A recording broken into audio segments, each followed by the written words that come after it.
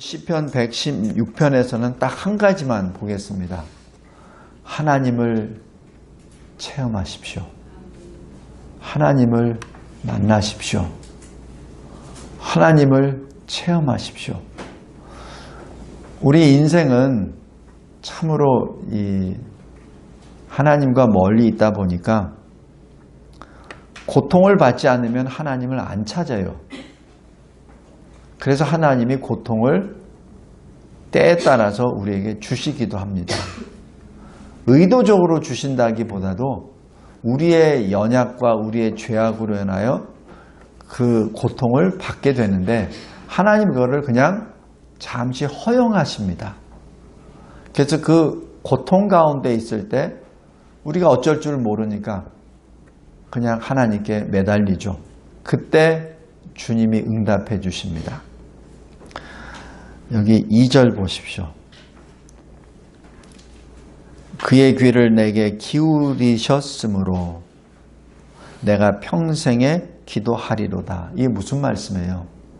하나님이 나에게 응답해 주신 것을 내가 체험했기 때문에 내가 죽을 때까지 기도하겠습니다. 그 뜻 아닌가요? 그죠? 그러니까 체험을 하지 않으면 자꾸 내 머리로 아는 것, 지식으로만 하나님을 만나가려고 그래요. 그러니까 안 되죠.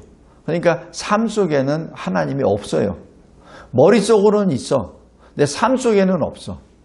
무슨 삶 속에서 어떤 일을 당하면은 즉각적으로 하나님을 찾아야 되는데 그때는 하나님을 찾지 않아. 자기보다 힘센 사람을 찾고 자기보다 돈 많은 사람을 찾고 자기 친구를 찾고 자기 부모를 찾습니다. 자기 자식을 찾아요. 성도 여러분, 그게 뭐냐면 하나님을 아직 못 만났다는 뜻입니다. 하나님을 못 만났다는 뜻이에요. 하나님을 못 만나니까 자꾸 엉뚱하게 사람들을 만나려고 하지. 하나님으로부터 어떤 그 체험이 있으면은 사람이 눈에 안 보여요. 하나님이 보이지. 근데 그 체험을 못하면 맨날 사람만 찾으러 다녀요.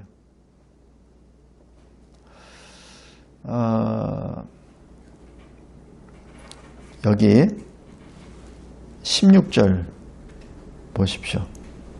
여호와여 나는 진실로 주의 종이요 주의 여종의 아들 곧 주의 종이라. 주께서 나의 결박을 푸셨나이다. 나를 묶은 것이 뭐겠습니까? 때로는 이 세상 이 일로 내가 묶였죠. 또 때로는 사람으로 묶였죠. 돈으로 묶였죠. 무엇으론가 묶였습니다. 그랬을 때 주께서 나의 결박을 푸셨나이다. 어떻게 알죠? 주께서 나의 결박을 푸셨는지 어떻게 아냐고요? 주님이 쫙 오셔서 내가 너를 풀어주마. 그렇게 풀어주시나요? 그렇게 푸시면 얼마나 간단하겠습니까? 근데 그렇게 푸시는 것은 극히 드물어요. 우리 사도행전에서도 베드로가 예수 이름 때문에 붙잡혀서 사형당하기 직전에 주의 사자가 풀어주십니다. 그런 경우처럼 아예 주의 사자가 주님이 직접 오셔서 풀고 이렇게 나오면 돼. 그런데 그거는 극히 드물어요. 그래서 베드로도 자기가 그런 경험은 그때 처음 한번 경험합니다. 그러니까 그걸 기록하죠. 보통 우리 인간들에게 나타나는 주의 역사는 사람을 통해 나타납니다. 아니면 어떤 환경이나 상황이 바뀌어버려요. 정반대로. 그때 주님을 믿는 사람은 이걸 주께서 행하셨구나라고 고백합니다. 성도 여러분, 우리 인생간에는 이러한 여정이 많이 있어요. 그런데 어떻게 주께서 나의 결박을 푸셨나이다라고 고백하죠? 하나님께 기도한 자가 이런 고백을 합니다. 하나님께 기도 안 하잖아요? 그러면은 주님이 풀어주셨는데도 주님이 풀어주셨는지를 몰라요. 몰라요. 제가 전에 군에 그 지휘관으로 있을 때 사고가 일어날 분이 굉장히 많이 있었어요. 자주포 20톤짜리 끌고 가다가 갑자기 눈이 내렸는데 거기에 얼음이 있는 줄 모르고 그냥 가다가 팽이처럼 돌아버렸습니다. 거기에 닿는 대로 다 죽어요. 2차선 도로였는데 만약에 차가 그때 왔으면은 그는 그 차에 앉아있는 사람 다 죽습니다. 근데 다행히도 아무것도 없었어요. 나중에 한 20분 정도 늦게 왔더라고. 그래서 왜 늦게 왔느냐 그랬더니 그 얘기를 해주더라고. 그럼 저희들 죽을 뻔했습니다. 또 어떤 때는 5톤 트럭을 가는데 꾹 올라가다가 밑으로 이제 내리막길 있잖아요. 내리막길을 하는데 브레이크를 밟는데 브레이크가 푹 들어가 버리더래. 그럼 어떻게 됩니까? 브레이크가 말을 안 듣죠. 그럼 그대로 죽는 거예요. 그런데 마침 거기에 왜 이렇게 그런 브레이크 고장 났을 때 옆에 박으라고 이렇게 세우는 데 있거든요. 거기 있어서 운전병이 바로 받았다 그러더라고. 그 선탑자가 근데 경험이 있는 선임하사 같아가지고 박아! 그래가지고 받아서 살았다 그러더라고. 나중에 풀러보니까 브레이크 발판에 연결되어 있는 그 바가 빠졌대. 수리하면서 그걸 연결을 안 한 거예요.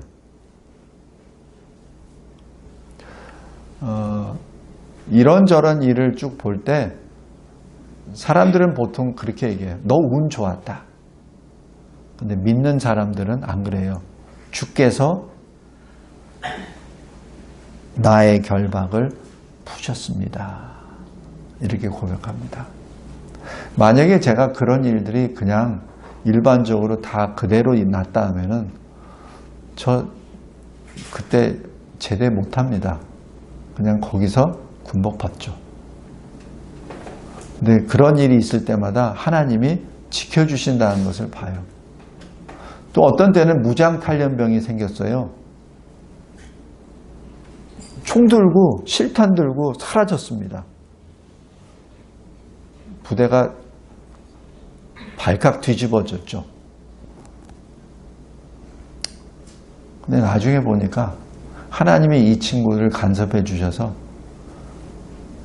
초소를 떠날 때는 무장을 하고 떠났는데 부대를 떠날 때는 다 벗고 갔어요. 그때 제가 제 계급장 떼놨습니다.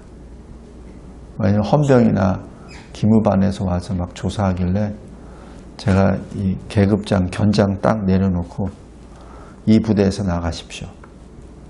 이건 내가 알아서 내가 책임질 테니까 절대 내 병사들 손대지 말고 당신들은 떠나십시오. 내가 해결할 겁니다. 그런 일이 여러 번 있었습니다. 근데 그때마다 주님이 나의 결박을 푸셨습니다. 성도 여러분, 제가 만약에 기도하지 않은 지휘관이었다면 역시 내가 운이 좋아, 역시 내가 인복이 좋아 이렇게 할 겁니다. 근데 그렇지 않아요. 기도하는 자에게는 보이지 아니하는 하나님의 손을 체험합니다. 그럴 때는 하나님을 처음에는 하나님께 감사합니다라고 했다가 그 숫자가 많아지잖아요. 그러면은 하나님이 두렵습니다. 진짜 하나님이 나를 보고 계시네. 진짜 하나님이 내 옆에 계시네. 그렇게 느껴져요. 그래서 뭘 할 때마다 하나님 저 어떻게 해야 되죠? 그러니까 마치 바보가 된 기분이에요. 무슨 일이 있으면 빨리 내가 판단을 해서 척척척척 해야 되는데 제일 먼저 뭐냐면은 하나님 저 어떻게 해야 되죠? 내 넘어졌어요. 넘어져 빨리 일어나야 되잖아. 넘어진 상태에서 주여 어떻게 해야 되죠? 그거부터 나옵니다. 성도 여러분, 하나님을 체험한 자는 바보가 돼요. 바보가 됩니다. 어린아이가 됩니다. 베드로가 예수님이 물 위에 걸어오시니까 그때 깜짝 놀라다가 베드로가 손 들고 뭐라고 하죠? 주여, 저도 걷게 해주세요. 물 위를. 그죠? 기억나시죠? 그런데 주님이 오라! 명령하니까 걷습니다. 베드로도 물 위를 걸었어요. 근데 바람이 휙 불어.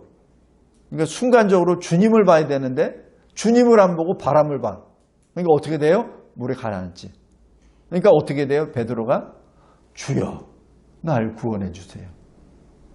원래 베드로는 어떻게 했냐면 거기 그 뱃사람이잖아요. 수영의 달인이잖아요. 그럼 물에 빠지면 어떻게 돼요? 수영해야지. 그게 베드로의 원래 했어야 돼. 그런데 베드로는 주여, 나를 살려주소서, 구원하소서라고 고백합니다. 왜? 베드로가 어린아이가 돼버린 거예요. 그리고 생각해 보세요. 물에 서 있다가 물에 가라앉는데 말이 나와요?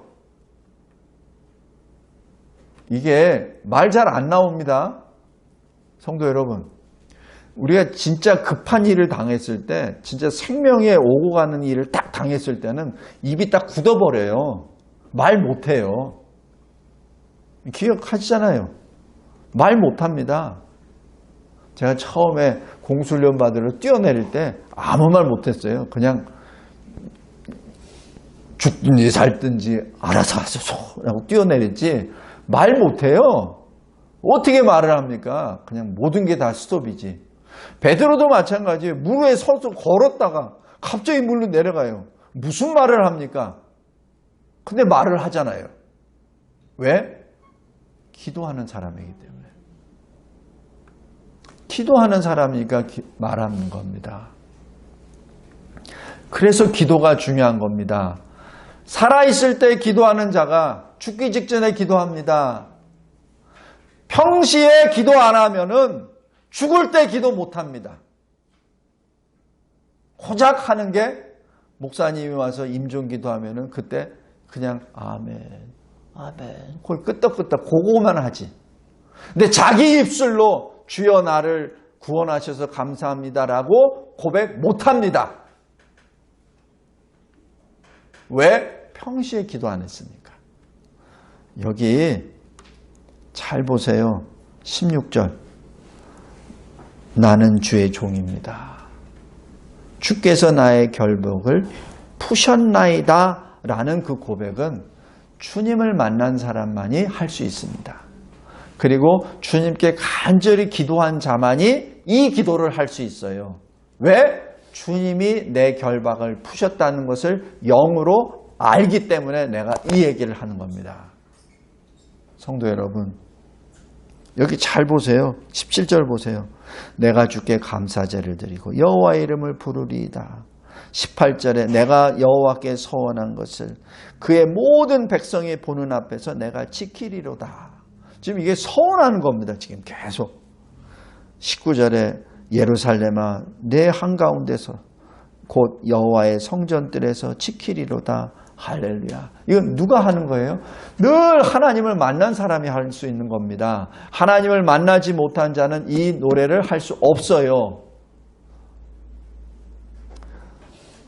성도 여러분, 오늘 116편 2절에 주님의 귀를 내게 기울이셨습니다. 그걸 어떻게 알아요? 내가 기도했으니까, 그 기도한 대로 주님이 나에게 응답해 주셨으니까 이 고백을 하지. 기도 안 하는 자는 이거를 해줘도 모릅니다.